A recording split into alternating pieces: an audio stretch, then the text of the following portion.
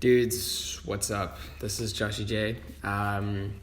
This is a video of my environmental process for the game that I developed called Samurex. I'm sure if you check on my other media platforms, you'll have seen my process throughout. So yeah, I've broken this video down into two different sections: a technical aspect, and inspirational kind of side. I wanted to keep this one a bit more concise rather than a lengthy video. I think it would capture people a lot more, so more information dense rather than a lengthy waffle, which is what I tend to do sometimes.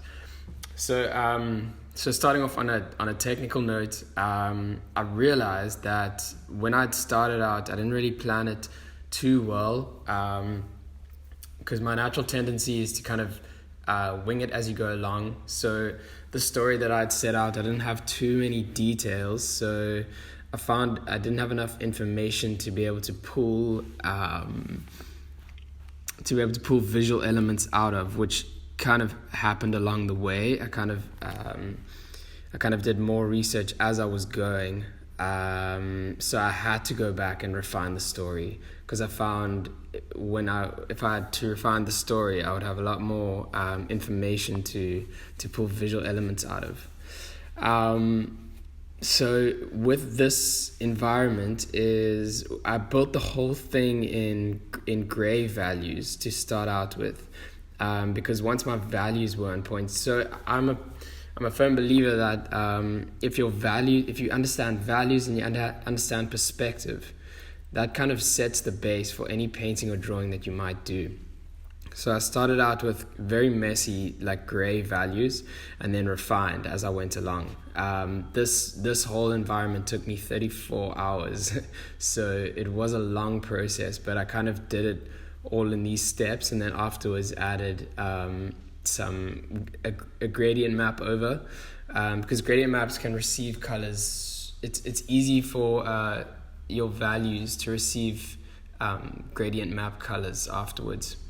So the things that I wanted the focus, where I wanted the focal point to be, was a lot more contrasty, as you can see, and the things in the background, the elements in the background, are just more hints of the elements in the foreground. So you can still see that it's in the same world, but it's just not the focal point. Otherwise, if it was super contrasty, it would kind of make the picture a lot more jumbled. So you'll see the elements that are completely in the foreground, they're also not the focus. You can see there's still like repercussions of what's in the environment, but they're not in the focus, they're just there. So it's as if you're looking into this environment. So yeah, a lot of the lighting that I dealt with was either reflective lighting or diffused lighting. That's kind of the two different versions of lighting you get. So on a rock, there's some sort of reflective lighting, whereas on grass, you would have like very diffused lighting. And this is a good way to maybe separate what different elements are. I took a lot of reference, but I think there's a way of going about using reference. So there's like, you can use reference, but then use it to a point, and then I would say like you can look away and then make it yours, make it uniquely yours. And this comes in time when you've kind of developed a voice and a style that's uniquely yours, authentically yours. So when you use reference, it's not like you copying, it's more like you understanding. So when I was drawing these trees, it was kind of more of an attempt to understand, okay, what makes a tree look like a tree. And as soon as I understood that, I could draw any tree I wanted, because if I applied that knowledge to what trees look like, it would be mine. It would be authentically mine. And with this, you can draw like there's a lot of cliche things that people like tend to not want to draw, but you can bring these cliche things into your own art and make it uniquely yours. And in that way, it frees you up, because then a lot of things become like not cliche. So for example, like mushrooms, like a lot of people draw mushrooms. It's like, standard thing to draw. But if you make it yours, it takes away the cliche side of it. And also I find when there's like, for myself, when there's too much control and too much almost like perfectionistic side, it loses its authenticity that was uniquely originally yours. So yeah, those are some of the technical aspects that I thought would be able to help. And some of the I note down a lot of things that I think about when I'm going about doing my art.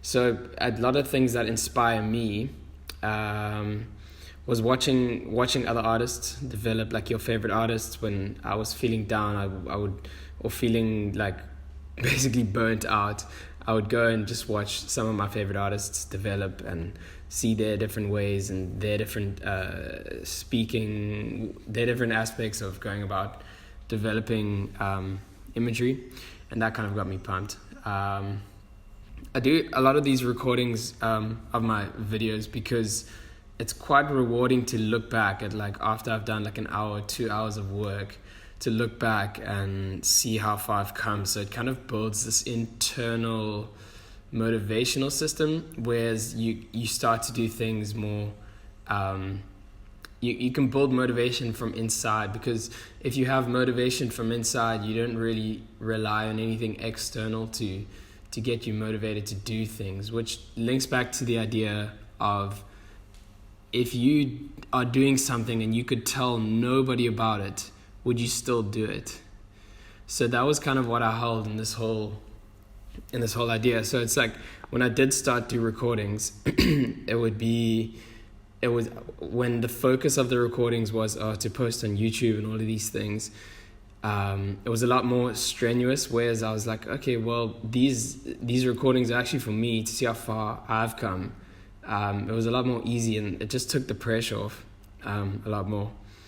So I got loads of things wrong, which I think is the greatest skill to have as an artist, to be willing to get like loads of things wrong, and then kind of rework. It's like being okay with mistakes almost. And it's so amazing how, like, there was so many times when I would have been struggling through these environmental development, and I would be, and it's like this great saying that greatness is literally just on the other side of struggle. So it's like, when you're struggling, when it seems super hard, and you just keep going, it's almost like greatness with anything is literally just on the other side of struggle. It's amazing how this happened to me so many times, where I was just like very over it, and I would like keep going, and greatness is just right there. So I thought that would be a good point to note.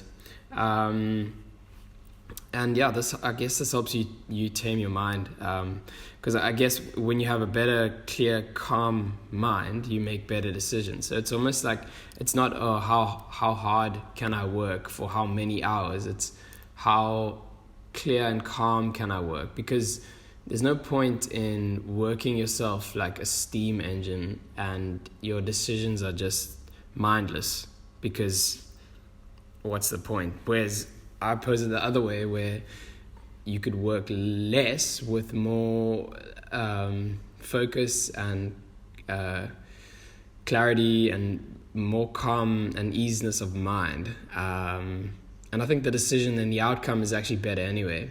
The outcome of your artwork is better. So yeah, cool guys. These were a couple points that I noted when I was going through the environmental development. Otherwise, yeah, I hope this helped.